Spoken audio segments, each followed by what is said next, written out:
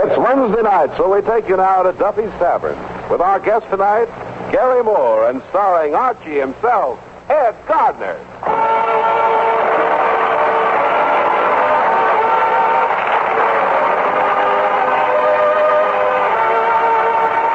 Duffy's Tavern is brought to you by Bristol Myers, makers of Touche for softer, lovelier hands and Vitalis for well-groomed hair. Touche, Vitalis.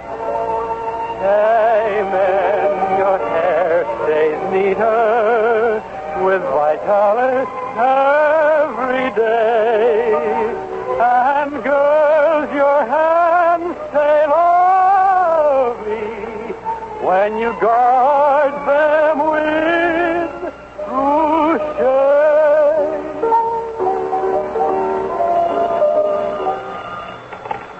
Hello, Duffy's Tavern. Where do you lead me to eat? Archie the manager speaking. Duffy ain't here. Oh, look, Duffy. Tonight, a friend of mine, Garry Moore, the collegiate-looking guy from the Take It or Leave It show. Sort of a queen for a day with a crew haircut.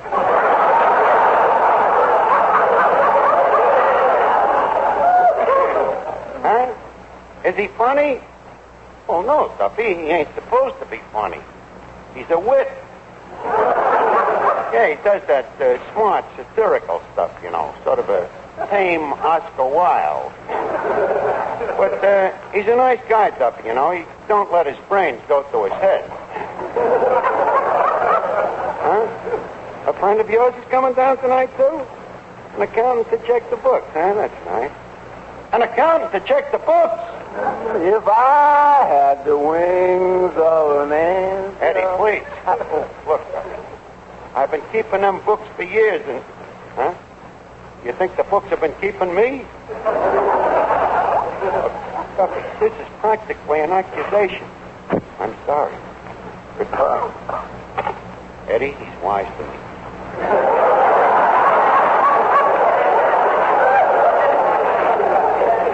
The auditor's already on his way down, he says. I guess I'm dead. Well, what makes you so sure this auditor's going to find the shortage?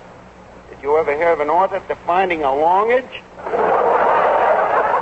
Well, how much you figure the books is short? I mean, is it petty larceny or grand larceny? What do you mean? Well, is it rent money or grain market? Grain market? Eddie, it's bad enough that I'm a crook. You don't have to invert it. I have friends in Washington.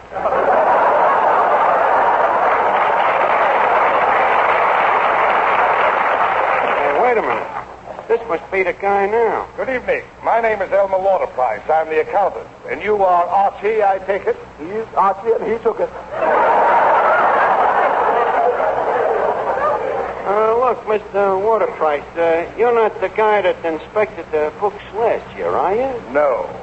No, that's right. He ain't around no more. He's in a cement barrel in the bottom of the East River. Young man, I cannot be intimidated. Where are the books? Okay, they're over there in the corner in that safe. What safe? That hole in the wall. Hello, Finnegan. Arch, who is yon stranger? He's an accountant, Finnegan. You see, Duffy thinks I'm a crook. Just a minute. Duffy thinks you're a crook? That's the allegation. That's dirty alligators. How can he think a thing like that about you, Arch? Well, you see, the books is a little unbalanced. Well, who ain't? But to say that an honest guy like you is crooked, I got a good mind to punch that Duffy in the nose myself. Well, Finnegan, it's nice to know that I still have one friend that believes in me. Well, Arch, after all, we've known each other for a long time, ever since we was kids. Yep, that's right. Because you and me know each other about as good as any two guys in the whole world, huh? Yeah, just about. How much did you clip him for?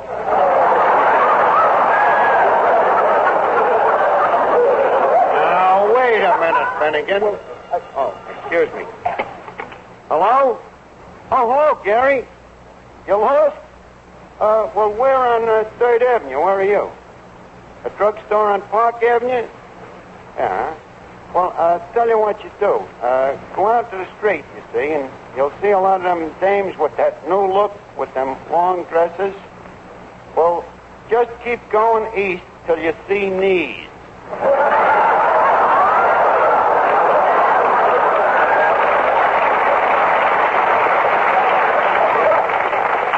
Okay, I'll see you in a little while. Who was that, Art? That's Garry Moore, you know, the guy that gives away the $64 every week on the... You're up. That's the way I can get the dough to cover the shortage on the books. Art, you going on, take it or leave it? Why not, Eddie? I have a reasonable modicum of intelligence. I've got common sense, good memory, think fast on my feet. Yeah, but you don't know nothing. What do you have to know on them quiz programs? If the question is who invented something, the answer is Edison. If it's a quotation, the answer is Shakespeare. If it's mathematics, the answer is Einstein. But suppose they don't ask you none of them things. Well, in that case, you just say you're from Brooklyn and the audience cheers so loud they gotta give you the dough.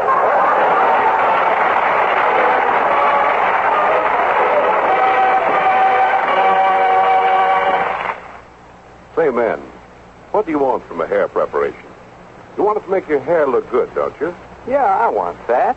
But the trouble is, you put something on your hair to tame it down, and your hair gets that greasy look. That, my boy, is exactly the reason why more men are switching to Vitalis. Vitalis and the famous 60-second workout. Well, what's Vitalis got? It's what Vitalis hasn't got that makes all the difference.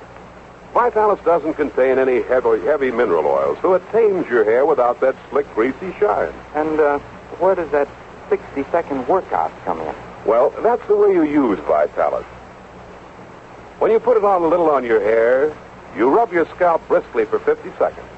Then you comb for 10. And the result, believe me, is a better-looking head of hair. Better-feeling scalp, too. Because the Vitalis workout gives you a refreshing scalp-tingling stimulation. And it conditions your scalp by preventing dryness. It also routes loose dandruff and helps reduce excessive falling hair. So try Vitalis. See how it can give you the best-looking hair you ever thought possible. You'll really look your best tomorrow if you get that bottle of Vitalis tonight.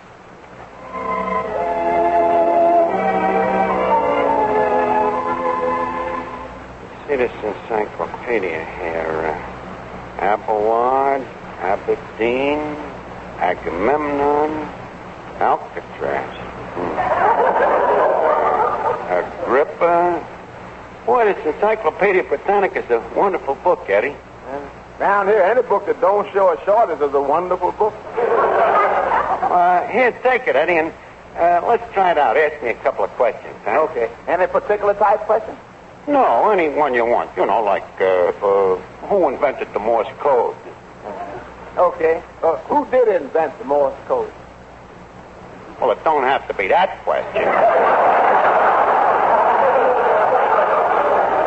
Archie, let me say, you ought to know who invented the Morse code. Morse code? Eddie, can't you give me a question that's a little more up to date? Okay. What's the formula for hydrogen? Well, that's simple. Half hydro and half gin. Now, wait a minute. Let's see, gin. Eddie, did Eli Whitney invent the Morse code? No. It was invented by a gentleman named Morse. Morse, huh? Morse Hart? Well, would that make you happy? Yes. Okay, Morse Hart is correct. Now for $2. Give a complete explanation of nuclear physics in relation to cosmic radiation. Yeah, huh? Nuclear physics. I'd like to take a crack at that one.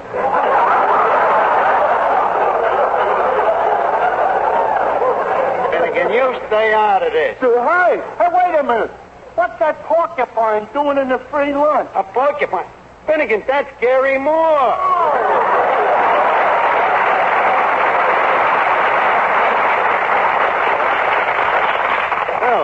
Moore. May I say that it eschews our humble presence to welcome such a distinguished intelligentsia to these unmitigated archives? Would you mind repeating the question? If I must be succinct, welcome to Duffy's Tavern. I must say I've never been in a place that succincts more.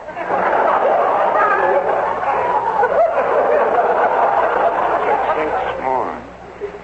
Garry, I realize that you were with Jimmy Durante for a long time and that you're kind of set in your ways, but around here, smell jokes are passé.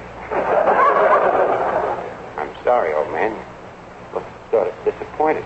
Well, I did have a couple of nose jokes that I thought I might... Well, all right, but just one. Oh, gee, thanks. Duffy's Tavern is the store club smelled backwards.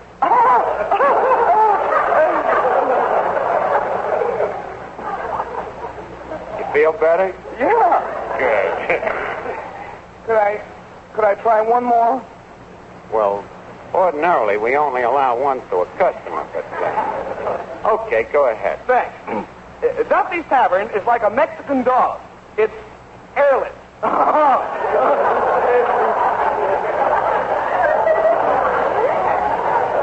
Was you and Durante still friends when you left?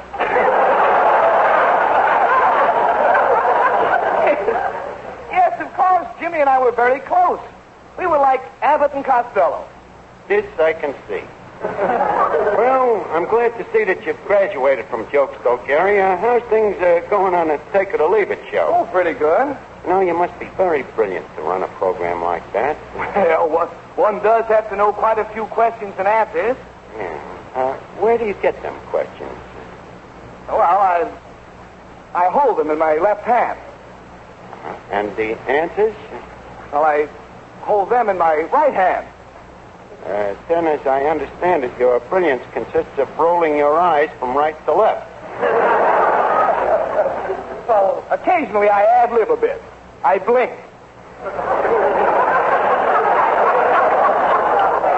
Well, look, Garry, I was wondering if... Archie, how about an introduction? Oh, yeah, okay. Garry, I would like you to meet Miss Duffy. Nature's revenge on peeping toms.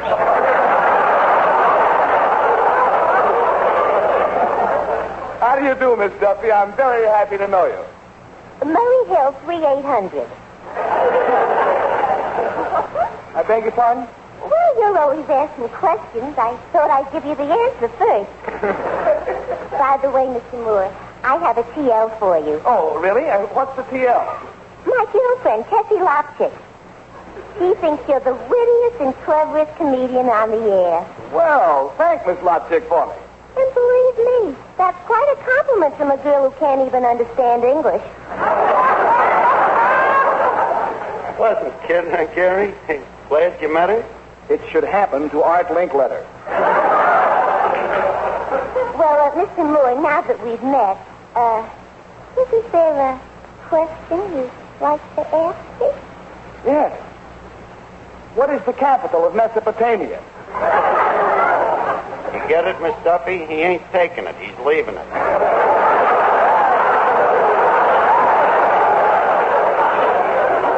You'll have to excuse Miss Duffy, Garry. It's leap year, and the dame ain't got many leaps left. Art, may I interject a few words? Oh, go right ahead. Go right ahead, my good man. Interject. Mr. Moore, Alexander Graham Bell, and 1492.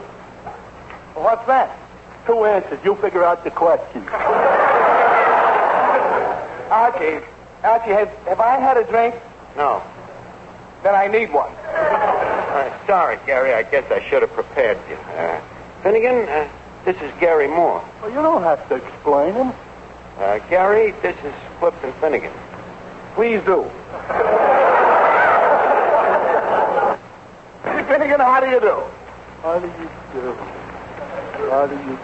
Is that the dollar question, or are you just making conversation? All right, let's go on the dollar question. I'll give it to you again. How do you do? Could you give me a hint? You'll have to excuse him, Garry. You see, when he was born, the baby doctor was a little nearsighted, and Finnegan got slapped on the head.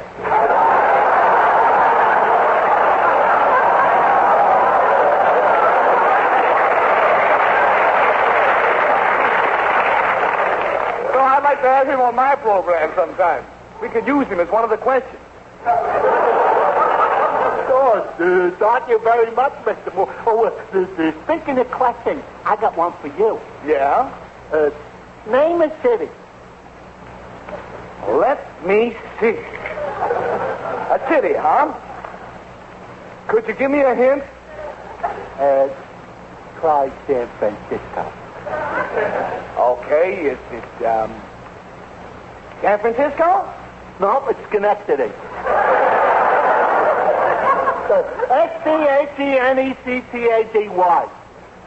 Finnegan, that's amazing. You spelled Schenectady. I did? I thought I spelled San Francisco.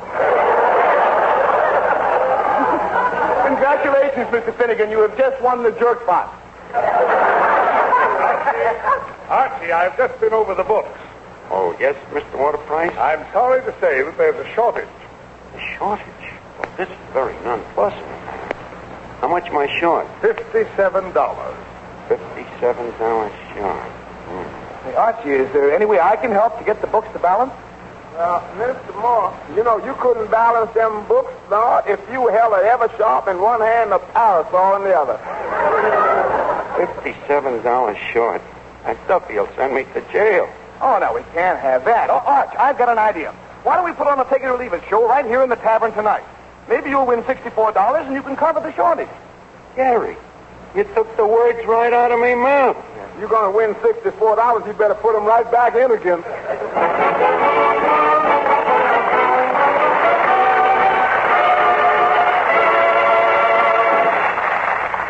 Have you heard about the Trouchet touch? The Trouchet touch? The Trouchet touch. It's the softer, more velvety way your hands feel after you've used Trouchet. Try Trouchet and experience the Trouchet touch yourself. You see, never before has there been a hand lotion like Trouchet. But what makes Trouchet so different? Trouchet is different because you use it beforehand. Before you do the dishes or light laundry. Before you put your hands in that hot, soapy water. But what's the point of that? Trouchet protects your hands while you work. Guards your hands from roughness and dryness. Even in hot, soapy water. And listen, you don't need any other hand lotion when you use Trouchet. For you can use Trouchet anytime. For every lotion need. Use it for chapped hands, rough elbows, as a powder base, for loveliness all over. Really, you can keep your hands smooth, soft, lovely in spite of housework. You can give your hands that Trouchet touch if you begin today to use Trouchet. Trouchay.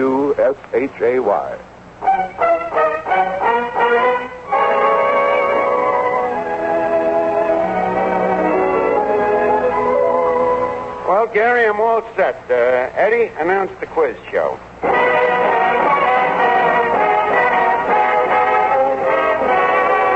Presenting Mr. Take It or Leave It, Garry Moore. Thank you. And featuring as contestant Mr. Take It or Louse It, Archie. Thank you.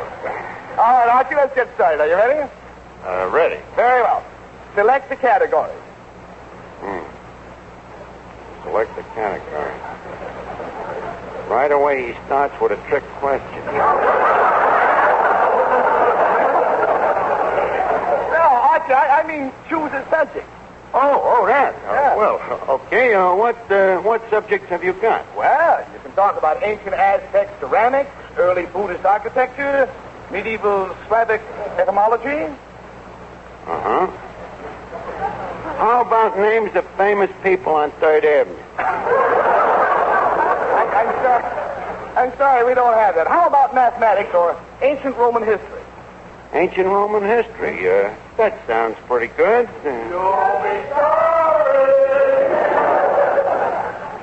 Is there another category? Well, the only subjects left are baseball and etiquette. Baseball and etiquette.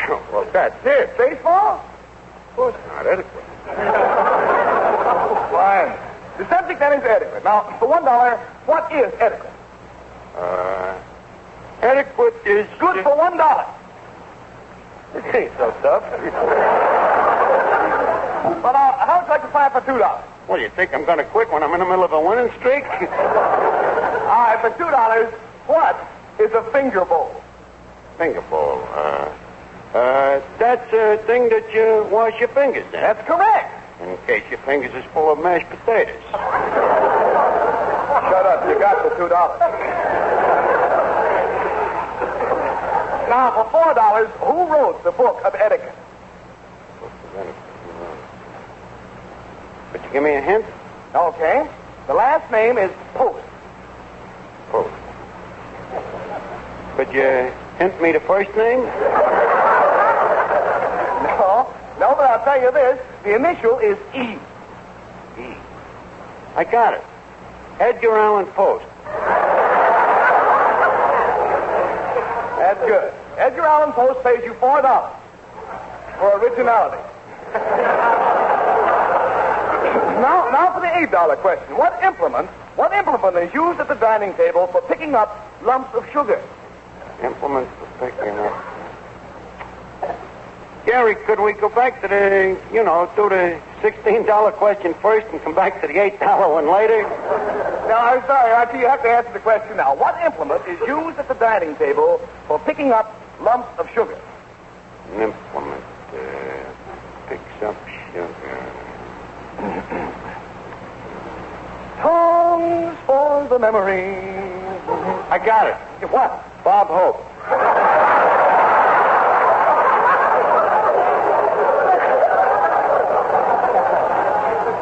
Bob Hope picks up lumps of sugar? It ain't hay. It ain't right either. I'll give you one more chance. Oh, let's see. An implement to pick up sugar. Miss Archie. Eddie, please get back to work and stop waving them sugar tongues. That's the answer. What? What you just said. Get back to work? No. Stop waving? No. The sugar tongues? Yes. Boy, I'm smarter than I thought I was. Okay, hit me with that $16 question now. Just a minute. It took you 3 guesses to get the $8 question. It's a free country, ain't it? It ain't that free. But I'll tell you what I'll do. I'll give you an alternate question. Alternate question? Go ahead. All right. What is the largest city in Italy? Largest city in Italy. Italy, huh? Ooh, give me a home where the buffaloes roam. I got it. What is it? Buffalo.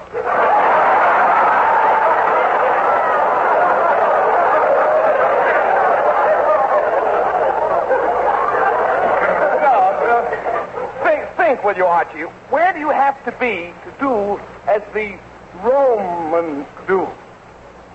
Romania? Well, that's as close as we'll ever get. Now, shall we both try for the $16 question? Okay, but give me a break and let's get back to etiquette, huh? Yeah, okay. Does one eat peas with a knife or with a fork? What a silly question. One uses a fork. That's right. Use the knife to cut them with.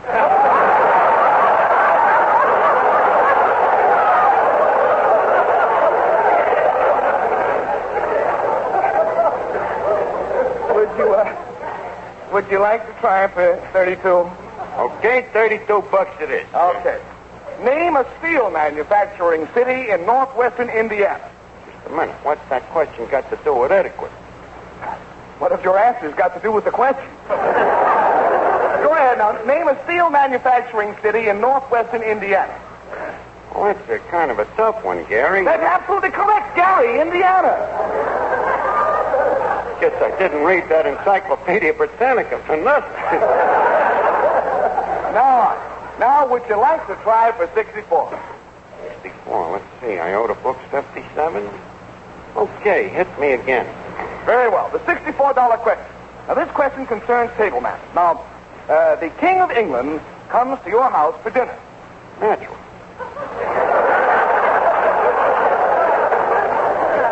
Well, where does he sit? In the dining room, of course. You think I'd put the King of England in the kitchen? No, I mean, does he sit to your right or to your left? Well, if it's the King of England, he sits to me right. That's correct, absolutely correct. Archie, how did you know? Well, I wouldn't want him sitting where he can see in the bathroom.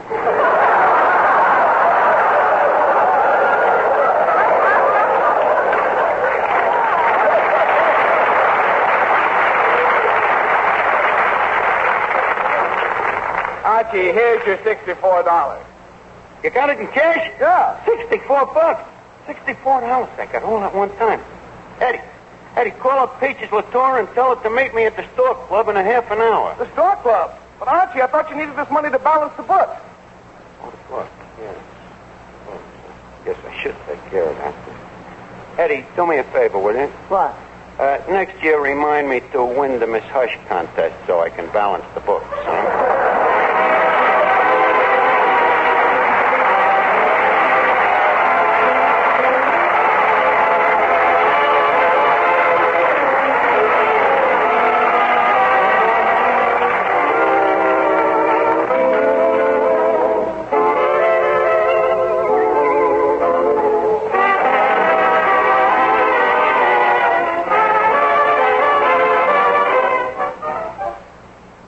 There's nothing more annoying than the misery brought on by a cold. But there is a way to get relief, fast relief. Just get a tube of Minute Rub. Then rub Minute Rub on the throat, chest, and back. In a minute, Minute Rub's soothing menthol vapors begin to clear that stuffed-up feeling in the nose and throat. In a minute, Minute Rub starts to bring a feeling of warmth and relief to those tight, sore, aching muscles brought on by your cold. So get a tube of Minute Rub and get quick relief from annoying cold misery. The modern way. The greaseless, stainless Minute Rub way.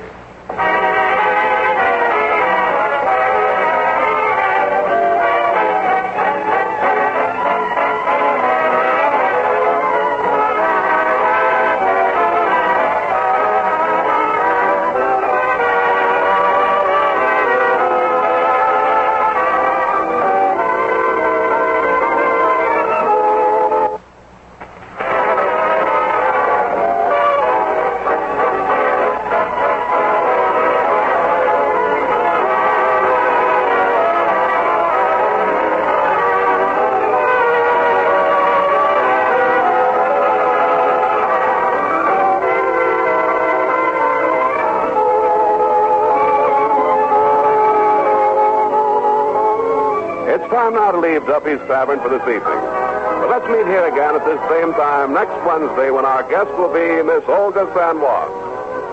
Until next Wednesday, then, this is Rod O'Connor reminding you that for well-groomed hair, remember Vitalis. And for softer, lovelier hands, remember Trouchet. Each Wednesday, Bristol Myers bring you Duffy's Tavern and Mr. District Attorney, which follows immediately over most of these stations.